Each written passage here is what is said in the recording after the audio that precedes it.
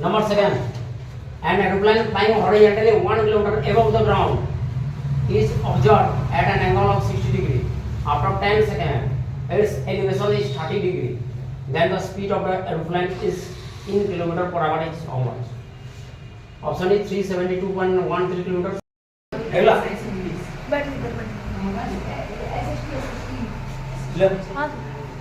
Angle of elevation 60 degree. जहां aeroplane initial position में मौजूद हुआ है यहां पे एंगल ऑफ एलिवेशन 60 डिग्री है और आफ्टर 10 सेकंड के बाद एंगल ऑफ एलिवेशन 30 डिग्री हो रहा है और from initial position to final position को ट्रैवल करने का टाइम है इट टेक्स 10 सेकंड, 10 सेकंड का टाइम ले रहा है। तो वो 1 घंटा में कितना जाता है उसको कवर करना, किलोमीटर पर आवर के फाइंड करने के लिए बोला गया उसको। तो यहां देखते हैं यहां पे ये 10 सेकंड का टाइम लग रहा है। ये B point to D point इस तरफ से जा रहा है, यहां पे हॉरिजॉन्टली मूव करके जा रहा है सेम लेवल से। वो ग्राउंड लेवल से कितना किलोमीटर है? 1 किलोमीटर। इधर भी ग्राउंड लेवल से कितना किलोमीटर हो जाएगा? 1 किलोमीटर। पर एंगल ऑफ एलिवेशन में चेंजेबल हो रहा है। इस तरफ जाएंगे तो एंगल ऑफ एलिवेशन चेंजेबल होगा। कितना डिग्री का एंगल ऑफ एलिवेशन चेंज होगा? पहले 60 डिग्री था, कुछ देर के बाद कितना डिग्री हो रहा है? 30 डिग्री हो रहा है आफ्टर 10 सेकंड के बाद। तो कितना डिस्टेंस ट्रैवल कर रहा है, वो कितना किलोमीटर पर आवर की स्पीड में फाइंड आउट हो रहा है, उसको अभी फाइंड आउट कर देंगे। तो यहां देखो यहां गिवन अकॉर्डिंग टू इंफॉर्मेशन दिया गया है यहां पे tan 60 डिग्री इक्वल टू कितना डिग्री हो जाएगा? tan 60 equal to AB divided by EB, AB divided by EB। tan 60 degree equal to AB divided by EB and we need to know that tan 60 degree equal to √3 equal to AB। AB means कितना level से कितना level से ऊपर है? 1 kilometre. 1 kilometre divided by EB imply that EB equal to how much? 1 by √3। yes or no? yes sir। अब उसको हम क्या करेंगे? रैशनलाइज और डिनोमिनेटर कर दो। अगर रैशनलाइज और डिनोमिनेटर कर देंगे तो उसका वैल्यू क्या आ जाएगा? BE equal to √3 divided by 3। yes or no? yes sir। Okay यहां √3 बोथ न्यूमरेटर डिनोमिनेटर में मल्टीप्लाई कर देंगे then we get 1 into √3 and √3 into √3 3। Clear? अभी हम इसको यहां पर एप्रोक्स करके लिख देते हैं, काम हो रहा है। अगेन एंगल ऑफ एलिवेशन कितना डिग्री हो गया? 30 degree. Then tan 30 degree is equal to CD divided by EB, CD divided by EB। Yes और no? tan 30 degree is equal to CD divided by EB। That means tan 30 is equal to how much? 1 by √3 is equal to CD, that means 1 divided by EB is equal to क्या होगा? आपका जो दिया गया है ये ED है, चला इसका वैल्यू क्या हो जाएगा? EB प्लस क्या हो जाएगा? BD हो जाएगा। EB plus BD, EB plus BD। Yes और नो? और EB का वैल्यू पुट कर देंगे यहाँ पे। we know that B is equal to √3 by 3। यहाँ पुट मार देंगे उसकी जगह में। तो क्या होने वाला है यहाँ देख लेते हैं। 1 by √3 is equal to 1 divided by √3 by 3 plus BD। आया? अभी थोड़ा उसको सॉल्व करते हैं। यहाँ एलसीएम कितना जाने वाला है? 3 एलसीएम जाएगा। दैट मींस उसका वैल्यू 3 plus 3 BD हो जाएगा। अगेन 3 ऊपर जाएगा कि नहीं जाएगा? 3 ऊपर जाएगा। दैट मींस उसका वैल्यू होगा क्या? 3 divided by √3 plus 3 BD। ये किसके वैल्यू बराबर है? 1 का √3 के बराबर है। क्लियर? अभी हम उसको एक्सचेंज करेंगे, सेट चेंज कर देंगे। सेट चेंज करने के बाद उसका वैल्यू क्या आने वाला है? √3 plus 3 BD is equal to 3 √3। yes or no? yes sir। implies that 3 BD is equal to 3 √3 minus √3। clear? implies that 3 BD is equal to 3 √3 minus √3 3 √3 minus √3 2 √3। clear? implies that BD is equal to 2 √3 by 3। 2 √3 by 3। तो कहने का मतलब 10 second में वो कितना distance cover कर रहा है? 2 √3 by 3 किलोमीटर कवर कर रहा है। कितना कवर कर रहा है? 2 √3 by 3 किलोमीटर कवर कर रहा है। हला? लेकिन हमें ये तो डिस्टेंस मिल गया, लेकिन क्वेश्चन में क्या मांगा है? उसका स्पीड फाइंड आउट करने के लिए बोला गया है और √3 का वैल्यू दे दिया है 1.732। फुट मार देंगे यहाँ पे, क्या निकल रहा है देख लेते हैं। Is equal to 2 into 1.732 divided by क्या हो जाएगा 3, कितना होगा, इसको मल्टीप्लाई करने से किया तो कितना हो जाएगा देखो, 2 2 या 4, 2 3 या 6, 2 7 या 14। An aeroplane flying horizontally 1 kilometer above the ground is observed at an angle of 60 degree. After 10 seconds, its elevation is 30 degree. Then the speed of the aeroplane is in kilometer per hour is how much? Option is 372.13 kilometer. 10 second में इतना distance, 10 second में कितना cover हो रहा है, 3.464/3 kilometre travel कर रहा है। ये आपका 10 सेकंड के बाद, 10 सेकंड में इतना जा रहा है, लेकिन आपको कितना निकालना है, 1 घंटा में कितना जाएगा, kilometre per hour find out करने के लिए बोला गया है। तो इसका मतलब आपको 10 सेकंड में कितना डिस्टेंस कवर करता है, 3.464/3 किलोमीटर कवर कर रहा है आफ्टर 10 सेकंड। तो एक मिनट है, 1 hour is equal to 3600 second है। तो 3600 सेकंड में कितना डिस्टेंस कवर करेगा वो फाइंड आउट करना है। यहां मैं इसको थोड़ा ये कर देता हूं, अभी देखते हैं यहां 10 सेकंड में जाना कितना, 3.464/3 किलोमीटर एंड तो 3600 सेकंड में कितना डिस्टेंस कवर करेगा।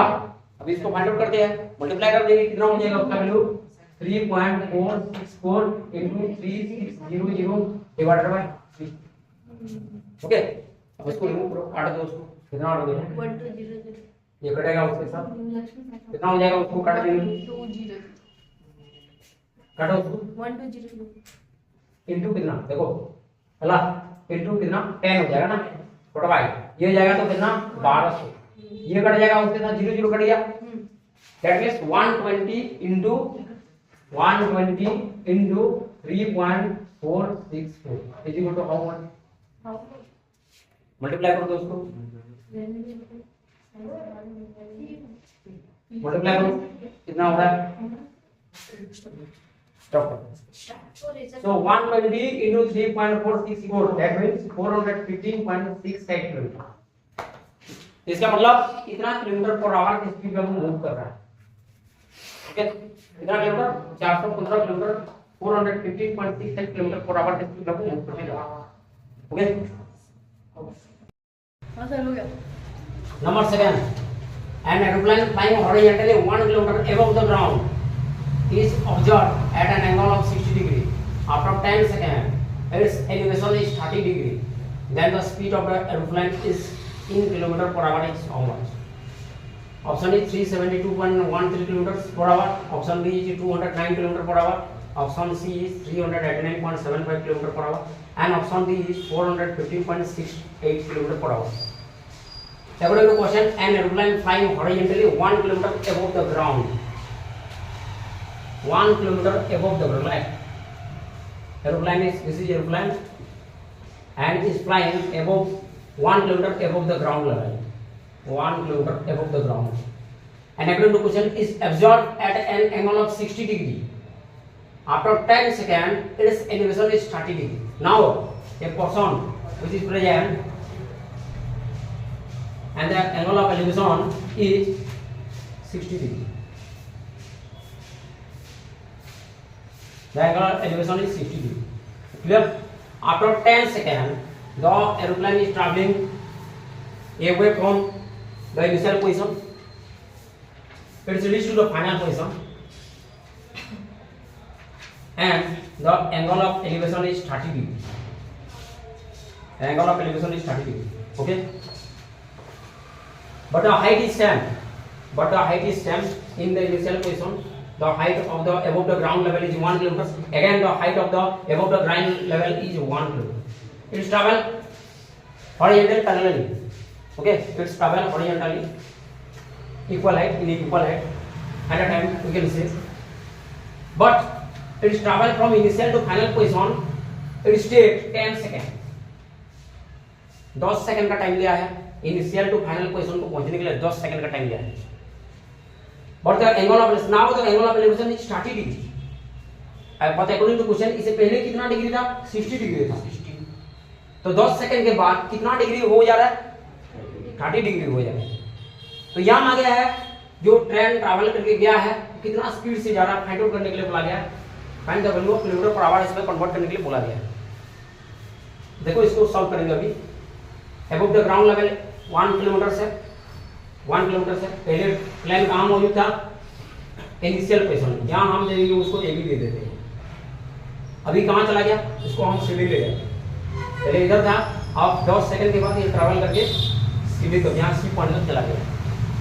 यहाँ पर भी इसका डिस्टेंस कितना था 1 किलोमीटर, इधर भी उसका डिस्टेंस क्या है 1 किलोमीटर, यानी कि हॉरिजॉन्टली को मूव करके गया है। अब उसको सॉल्व करते हैं। तो फर्स्ट हम यहाँ निकालेंगे tan 60 degree, what is the value of tan 60 degree, पहले निकाल देते हैं। tan the angle of elevation from two cars to the top of building are 45 degree and 30 degree respectively. If the cars on the same side of the building are 50 meter apart, what is the height of the building?